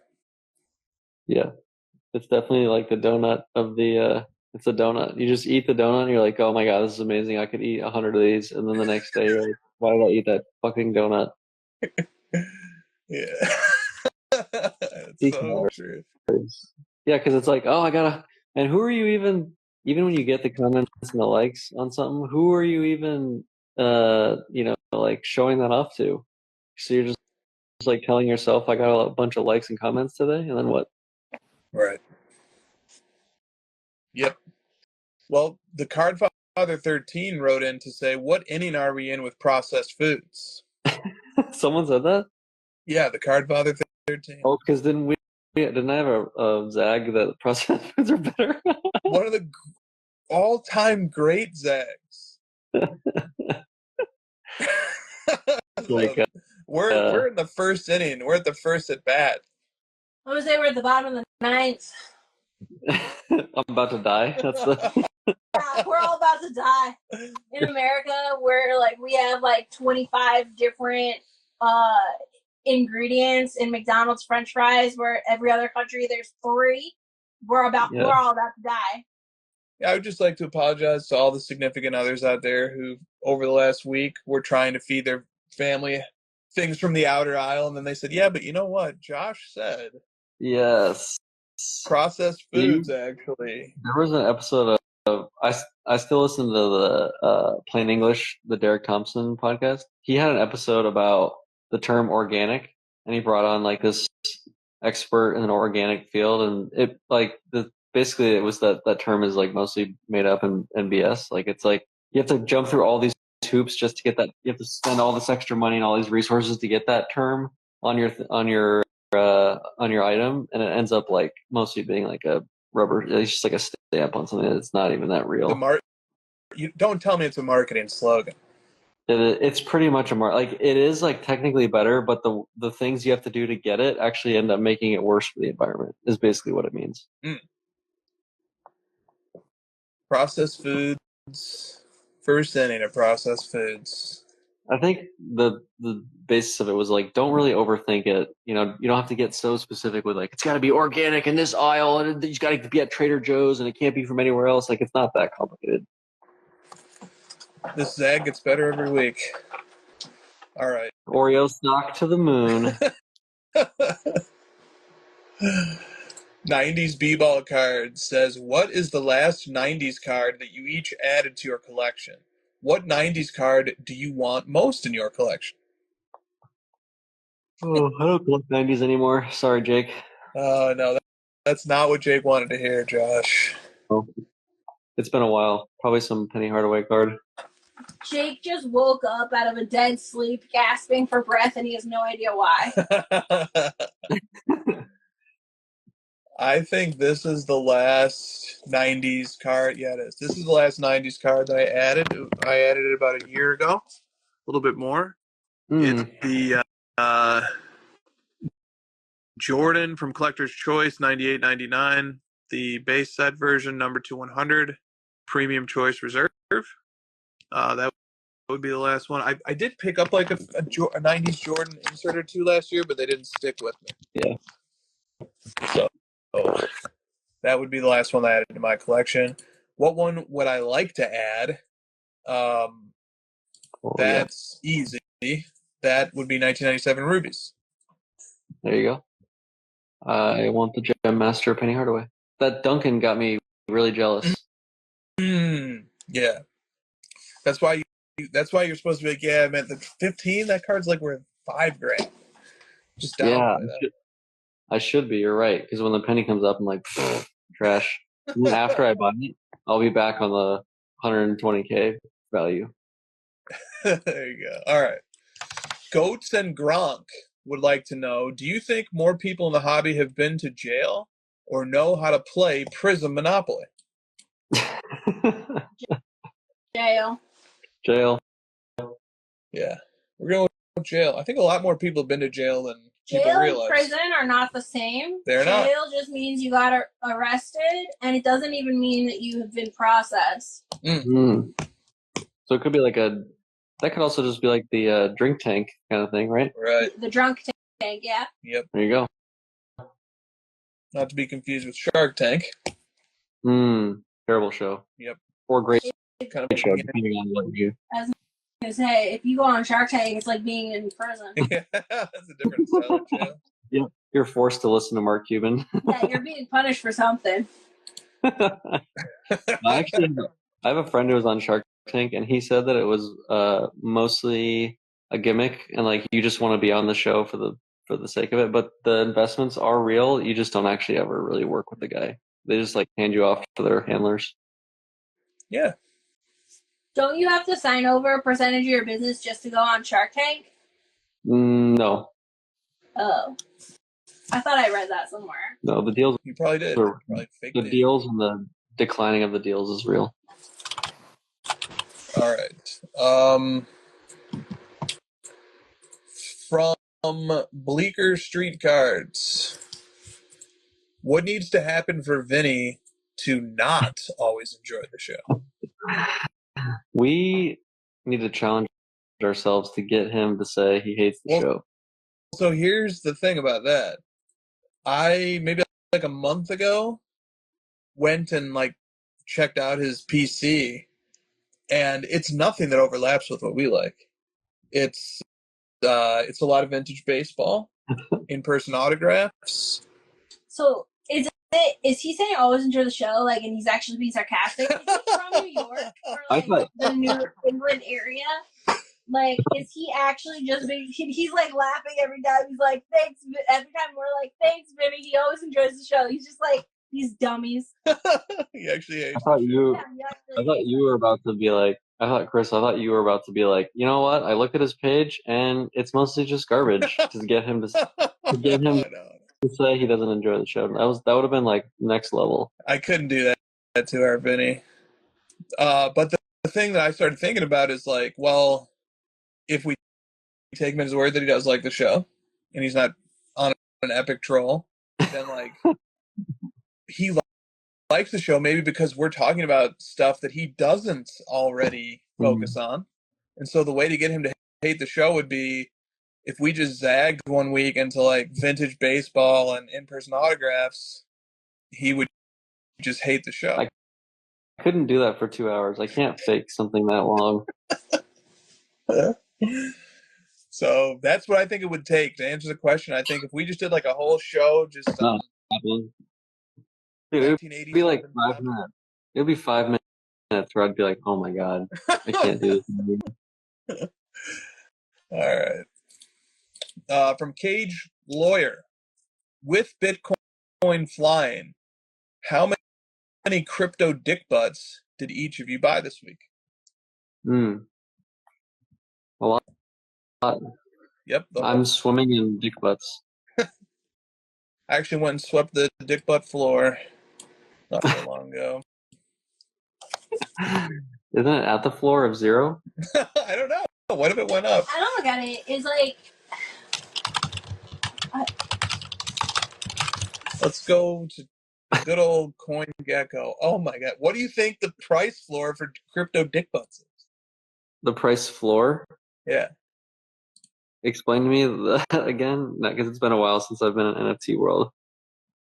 That's the cheapest you could buy one. Okay. That's probably pretty easy to understand. I'm an idiot. Like 75 cents. Two things. First, it's actually gone down since it's always been going down since this chart. You're like, since, yes. But the price floor for crypto dick butts is $1,600. What did you gotta be shitting me? No. What? Because look, this may confuse some of our audience. Our expert collectors will know better. We usually talk about shit beasts, which is different. How is it different? Which is different, I think. Did I send you that meme of like the guy and the guy looking back and the girl being mad? But it's crypto investor, and the thing he's looking back at is pee poopy coins, and the girl is Bitcoin. But you're serious that it's $1,600? Though, but correct me if I'm wrong. Isn't this like where that's what the list price is? You know, it's like the best offer price, but that's not actually the value. Well, yeah, it's just the cheapest you can get one. But there's like thousands of them, right? Let's see, what's the pop on crypto dick butts? 5,198. And the cheapest one is $1,600. Yeah. Well, I'll wait for David to explain to me why I'm an idiot and these are actually valuable. Okay, I did find the shit beast CoinGecko chart, and rest assured, shit beasts are still completely worthless. What's the floor on that one? $12. Oh, too much. Who's paying $12 for that? Who was paying $1,100 in June of 2022?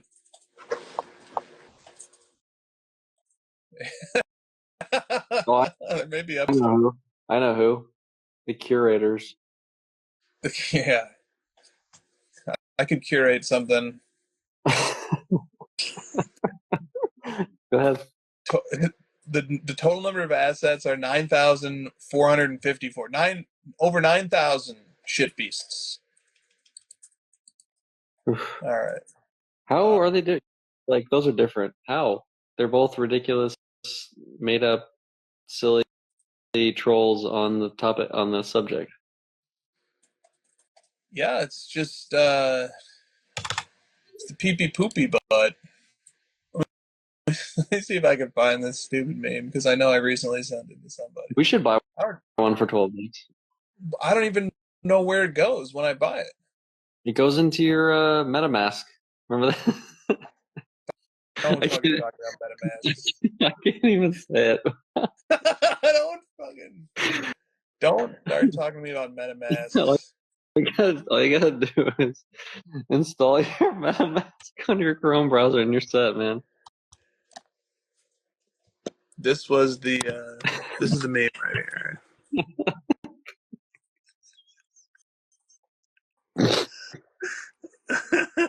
Just imagine being like, "Hey, Christina, I spent 60 grand on a imaginary gold coin today," and flexing that. Yeah. I hope it all works out. That's what I. See, I'm right. It is the MetaMask. I'm right. Yes. Does this mean that is like the metaverse just the next domino here? The fall? Yeah, I know. I mean, does the metaverse make a comeback now? Oh, a comeback. You're saying crypto's back, next is the metaverse? Yeah. Well, are the graphics of the metaverse going to be improved upon the 1994 version we had before? Great question. This is always the problem I had with the metaverse is if they could make it look perfectly realistic and like I touch something and I feel the sensation, I taste something and I have the sensation of taste. Why wouldn't I just fucking take off the metaverse and just do it for real? Because you could be in Japan tomorrow. Yeah. I could be in Japan tomorrow anyway if I wanted. Yeah, well, you're thinking too small. You're right. Why have the real world when we can have a shitty replica of it? I had to, in person today, I won't name names because I don't want to, but they were like, oh man, AI is like, that's here, man. the AI is real. And I was like, actually, it's language modeling. It's not actually AI. I had to like explain it all to them, and they're like, oh.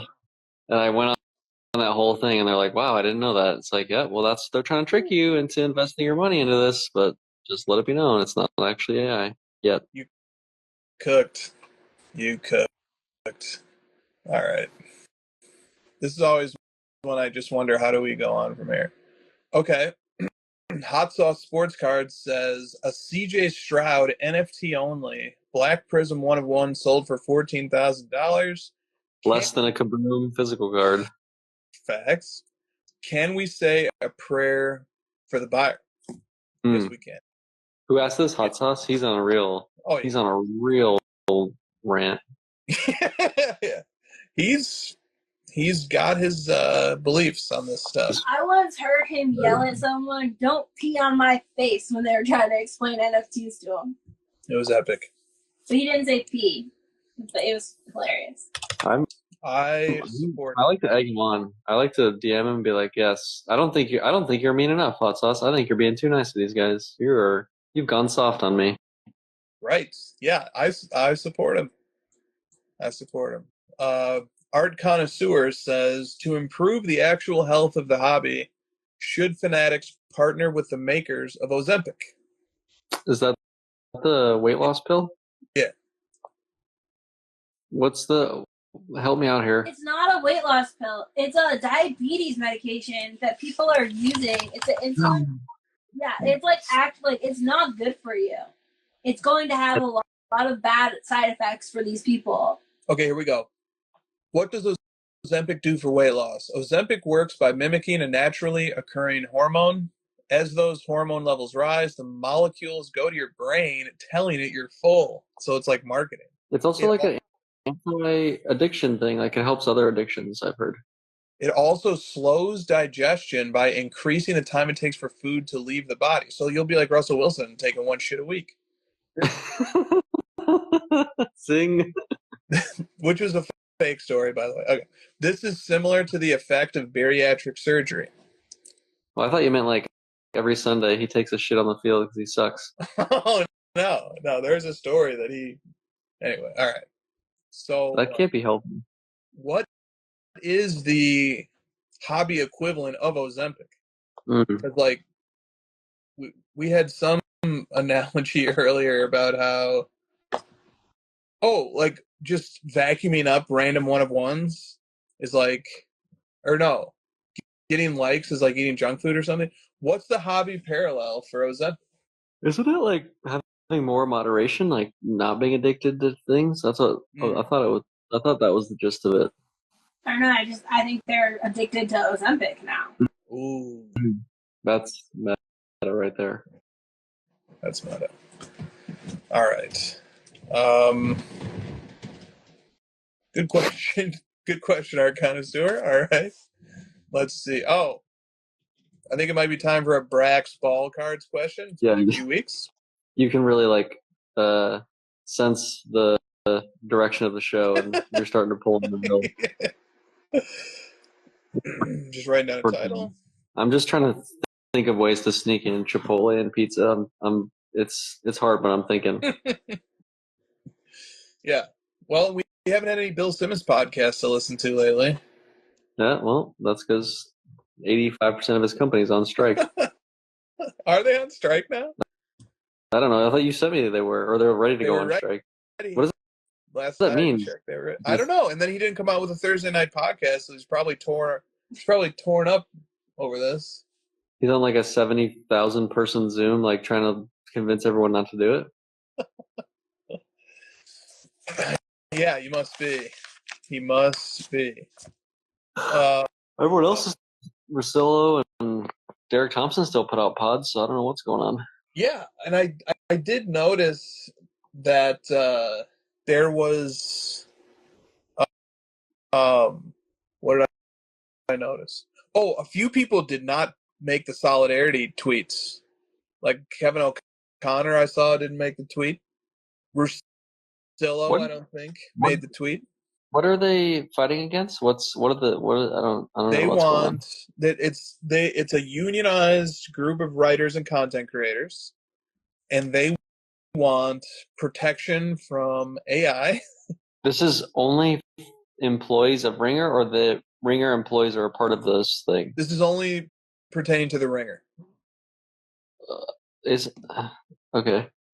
And they want protections from AI so that they don't get replaced by AI, and They other talk like about that on the Ringer, and like more job security and stuff. but they like actively talk about that exact, like Bill himself is like, oh, I don't want like AI Bill. Well, that's what they're saying. They're saying like the Ringer has been mentioned as it's this very profitable thing for Spotify, and like just everything you say, just put it into writing. And they're like, we're gonna stop until you do what you say you're gonna do. Yeah, which is a tough move for content creators because there are very few good NBA content creators, for example, but it just feels like a very competitive space. Yes. Where going on strike and forming a union might be a risky move. Yeah, and it's affecting my podcast schedule. That's how Bill's going to win over the public, is by choking off the supply of the BS podcast while he has to work to resolve this. So I don't even care about the Ringer. I just like a few shows, and they happen to be on the Ringer. Right. Well, look, things end as well. Like podcast networks don't last forever. Especially companies started by Bill. Let's look at his history. Grantland, his HBO show. Exactly. And like the Ringer's already been acquired, and by collectors? I mean, PSA. I mean, collectors. Yeah. All right. Anyway, here's the question from Brax Ball Cards. Oh, God. Christine, are you listening? No. You should be listening. I'm not listening. It's all about you. Because I don't care. Because are you gonna block this question for me to ask? I mean, you could ask it. It's a stupid question. It's not even a question. And this person is still anonymous. And I refuse to entertain comments or commentary from someone who refuses to show their face. Didn't work well last time for the hobby. And I called that person out at the beginning too. And I refuse to entertain this person until he has or she grows a pair. And yes, women can actually grow a pair if they're pregnant. And I refuse. Anyway, I refuse. I just refuse. Well, here it is. Go ahead. I'm not listening. You just like having 3 minutes to yourself to talk and like suck all the air out of the show. Let's just look, Brax has been pushed to the bottom of the pile for weeks now. For a reason. And here we go. All right, to be in the pile at all. Fine. Enjoy your 3-minute monologue, Chris. This is not 3 minutes. This is a shorter one. That's it says this. I just want to let Brax superfan numero uno Christina know. That's you. Already spreading. I'm gonna sue this person. Where's my army of lawyers? This is false. Let him finish, or her. No, I want to let Christina know that I've got my people searching for that green maxi for her. When Brax Nation puts its collective mind to something, we can achieve anything, bro. Bro. Just know. Is he calling me bro? Just knowing that I have a fan as loyal, passionate, caring, concerned, and dedicated as Christina fuels me to go beyond the next level, bro. 2 months into 2024, and we already hype. I promise you, Christina, I won't let you down as your hobby deity of choice.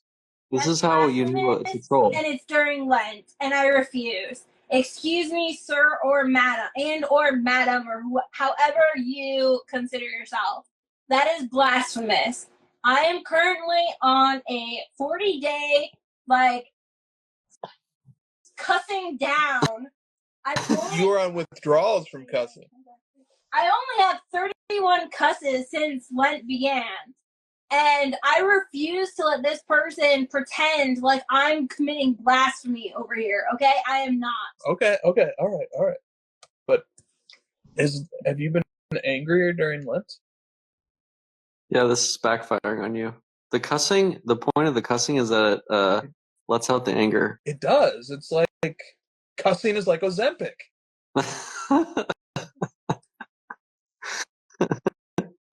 It's like Ozempic for swear words. It's Ozempic I actually have not been angrier during Lent. Thank you. Well, maybe you want to say, maybe you want to tell Brax something. Maybe you want to say something to Brax. I will say something to Brax when he or she walks up to me at a show and introduces themselves by their real name. At that time, I will address him and or her. All right. This is how you know Brax is trolling. He's like, he or she is now directly responding to Christina, angry at them.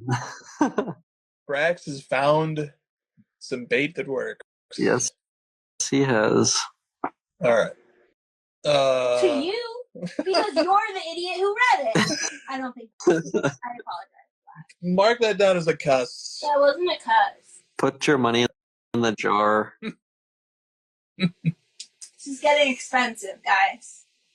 Yeah. We had a few other serious questions. This one from Oz Collector. Will the Hobby Hall of Fame have people like Dr. Beckett in it, or just influencer clowns that jump up and down when something shiny comes out of a box? It depends on who's in charge of making the Hobby Mount Rushmore or the Hobby Hall of Fame. You know what I love about that one? That one comes from an Australian collector, and it just had the cadence of an Australian. Australian or Austrian? I'm gonna go with Australian. Fun fact: in one of Austria's largest airports, they literally have a guest services that says, "You're not in Australia, but come here for help," because people often book the wrong flights and think they're going to Australia and they end up in Austria. Nice.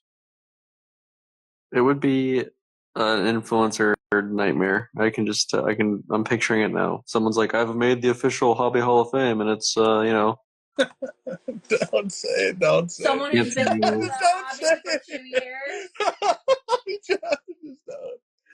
Just don't. So many faces popped in my head, though, just so you know. All right. Pick up a quarter and flip it at National, and there's your Hobby Hall of Fame.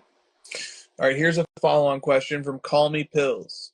You guys briefly mentioned not publicly displaying cards last week, rather keeping them all in a box.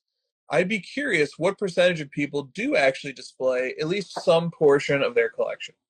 5% max. Yeah, 5 or 10.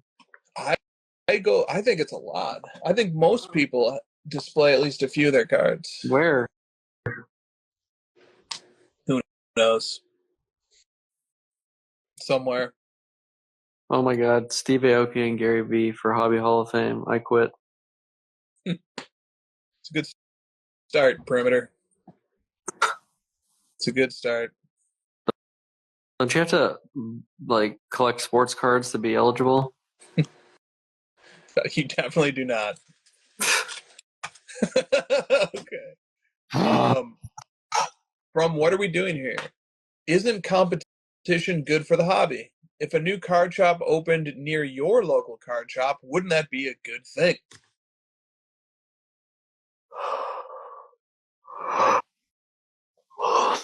Dude, here's the thing. You can't go down to the doldrums of the most ridiculous questions ever and then try to come back up to what's your take on wax prices? Come on. No, this show, you can only go in one direction. Exactly. You have to start with the really serious ones and then bring me all the way down to Chipotle pizza topping rankings. That's the only way to do it. Well, here's what I'm going to say then.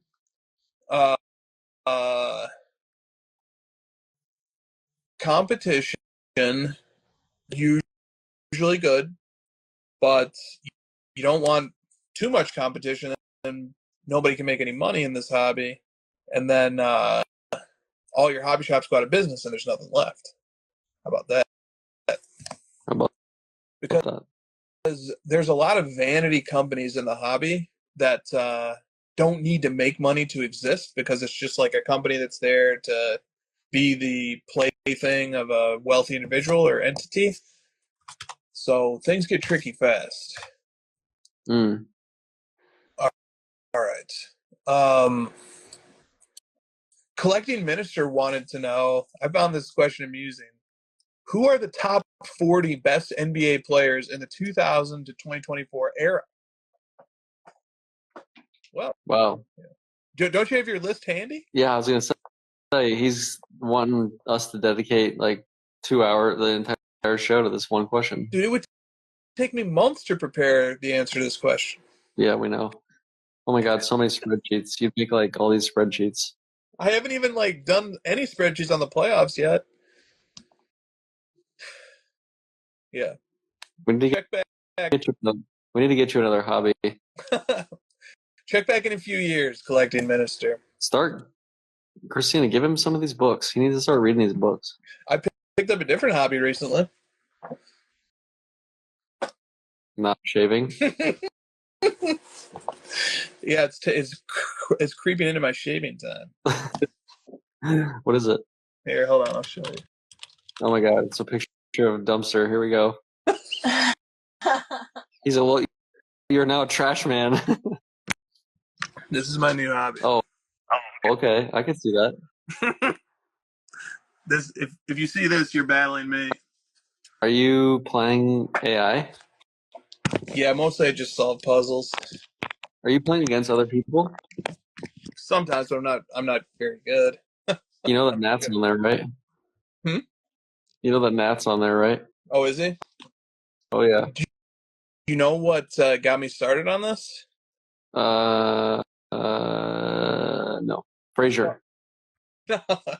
I saw a tweet that said chess.com was never acquired, and it has 100 million users. Ooh, so it's like better than ChatGPT. Well, I was like, 100 million users. Yeah. And I used to have an account on here from like 15 years ago, and I just like, well, let me go look it up, and then I started. It's just like it eases me to sleep at night. I play a few puzzles, I go to bed. Yeah, So there. I started reading books this last week, and you're playing chess, so we're officially old men. This is great. Yeah, something has gone terribly right. We are aging gracefully. We're boomers, dude. Boomers play chess and read books. Ah! I don't know how people did chess before the internet. Dude, seriously, like having to set up all the pieces and all that crap. Oh my God. And the view of the board is terrible. Yeah. They used to, some people used to do like chess by post. So like they would literally mail their moves to their opponent like back and That's forth. awesome. So like it could take like 2 weeks until you got to move again. That's kind of. And you would just have your board set up in your house. I have a question. Very, very serious question for both of you. Yeah. Okay. First, Chris, rate your chess skills 1 to 10. 1. No, come on. That's a joke. It has to be a serious guess. A 1 is like a child that's never played before. 1.5. Oh my. All right, Christina, Like rate Chris's. I've probably lost to children unknowingly. This is like you taking your own advice on the humility one. You're just like, I suck at everything. And I also want the expectation set. So, like, if somebody comes up with a national at a chessboard and they're like, "Oh, check out this opening," and I'm like, "Oh, I just moved my pawn," and You just like do the normal thing. yeah, I'm just like, "Well, I'm just pushing pawns to the middle, actually." That's me. Like waiting for the game to unfold, and you're like, "Oh, now I can do other stuff." Cool. That's pretty much how I play. It's like I'll just wait for the other person to do something interesting, and then I'll move. Exactly. Okay, what's your question for Christina? Same one, same question. What's her chess ability? No, what's your chess ability? What's mine? I'd say like a 4. She has nothing to grade it relative to. Sure she does. It's Yeah, just 'cause you honestly, I'm rating like yourself. Because you're a 1? Yeah. Man, Yeah, I'm probably 4 times better than you. Yeah. Yeah. Wow. In a lot of things, not just chess. A 1 is the worst. A 1 is the worst of the scores. You cannot be a 1. But I'm pretty bad at Josh. A 1 is a 2-year-old baby who's never seen a chessboard. That's a 1. I'm good at on chess. You can do solo chess, where basically like it's like a puzzle to get down to one piece. Like your pieces have to eat each other. I'm good at that. But like playing against someone else, I can't do. I can play against myself, but I don't have the intelligence to play against someone else. She'll get there. All right. Time to pick a title for this show. Thank God. We took the bait. Option 1, Winner. sell all my cards to buy Bitcoin. No. Option 2. Done. Check. Yeah. Do the check emoji. The nuclear option. The nuclear option. Yep. Keep me out of this one. That was you on the curator collector debate. Yep. New little sibling in the house. I like that one. Team consolidator. Are we boomers now? That has some really funny like clickbait action. It does. What would our thumbnail be? The old man. Yeah. The old man. No, not our emoji, our thumbnail. Nick will make you 2 old men. Yeah. All right. Aren't you just inviting grave robbers? So basically, he won't do anything. Yeah, I was gonna say, go ahead and finish the joke, Christina. It's coming. Did you skip the one about? I really wanted to ask you if you remember what this is from, but fancy financial footwork. Do you know what that's from? That's the next one. I jumped the gun. Yeah, fancy financial footwork. That is from. Go ahead. No, I don't know. It's an episode of Office where Michael's in like really bad debt, and he goes to Oscar to help him, and Oscar makes a PowerPoint, and he's like, "Can the PowerPoint get me out of debt?" And he's like, "It's just a presentation tool," and he's like, "I need you to do some fancy financial footwork for me." Nice. All right. Bite you in the behind. With a peach. With a peach. We take the bait. I'm swimming in dick butts. No, I veto that. You veto that? No, it does not sound good. Pause. Only if you put the pause sign after that one could you guys use that one. I declare bankruptcy. Every Sunday he takes a shit on the field. It's out of season though. That's the problem. There is it's out of season. I thought that was like an epic Russell Wilson slam. No, I'm not beefing with Russell Wilson. It seemed like it. Like you were like, oh, he only takes one shit a week on Sundays. And the final option is women can grow a pair. All right. What was the second one? The second one? The new little sibling in the house? No, the one before that. The one before that was sell all my cards to buy Bitcoin. Yeah. I think you should do we took the bait. We took the bait? We did take the bait. Because people will click on it thinking oh, they say something funny. They took the bait in the episode. Well, the bait was taken.